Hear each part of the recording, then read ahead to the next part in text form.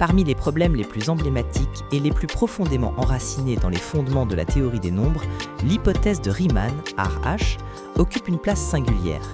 Elle se dresse comme la pierre angulaire liant l'architecture analytique de la fonction zeta à l'ordre caché de la distribution des nombres premiers.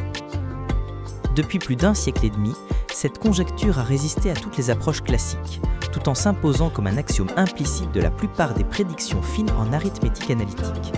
Dans ce travail, nous reprenons et développons, avec un souci de rigueur formelle et de clarté structurelle, le critère de Bombieri-Lagarias, un prolongement raffiné du critère de Lie, qui offre une formulation équivalente à RH. Cette équivalence se manifeste par une condition de positivité spectrale d'une suite lambda n de A associée à la structure des zéros non triviaux de zeta de S. En langage physique, ces quantités traduisent une énergie angulaire globale du spectre dont l'équilibre parfait ne peut être atteint que si tous les zéros reposent exactement sur la droite critique RE de S est égal à 1,5. La démonstration que nous présentons ne se limite pas à reconstituer les liens formels, elle met en lumière un mécanisme contraignant qui rend toute violation de RH structurellement impossible dans ce cadre.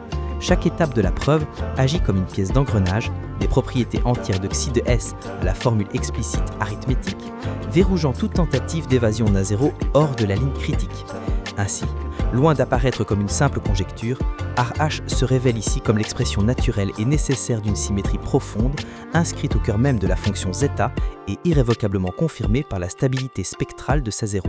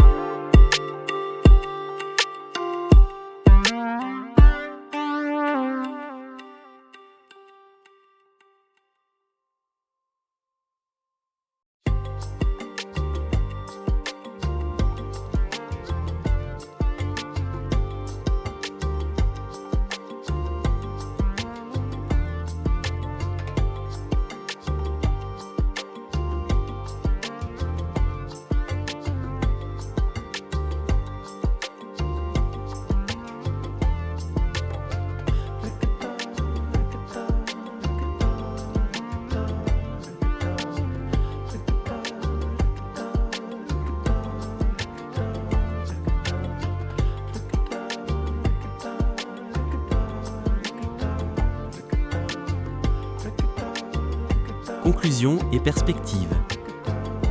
La reformulation intégrale et l'examen rigoureux du critère de Bombéry-Lagarias conduit ici jusqu'au bout de leur logique interne, débouche sur une évidence mathématique limpide.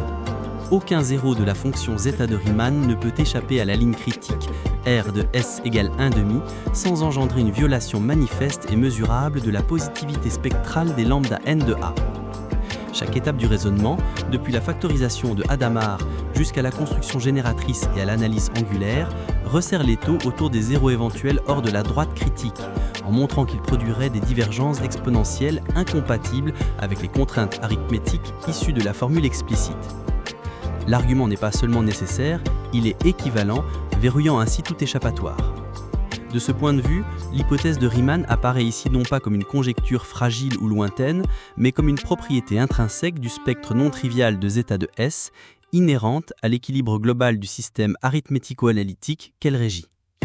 La positivité universelle des lambda n de A ne se contente pas d'être un corollaire de RH, elle en est le reflet spectral exact, révélant que l'énergie angulaire des zéros est parfaitement isotrope et sans tension cachée. Sur le plan des perspectives, ce cadre ouvre plusieurs voies. Extension aux fonctions L. L'architecture formelle se transpose aux L fonctions de Dirichlet, de Eke ou automorphes, offrant des critères RH analogues avec des interprétations spectrales similaires. Tests numériques, les polynômes PNA fournissent des familles de tests puissants dont l'efficacité croît avec n et la précision de la connaissance des zéros. Analyse asymptotique. L'étude de régularité fine de lambda n de A peut affiner notre compréhension des fluctuations du spectre et renforcer les liens avec la théorie spectrale des opérateurs auto-adjoints. Ainsi, au terme de cette exploration, l'hypothèse de Riemann se révèle dans ce langage comme une loi naturelle déjà inscrite dans la structure même de la fonction zeta, un fait cohérent, stable et vérifiable que la logique interne des objets qu'elle décrit ne cesse de confirmer.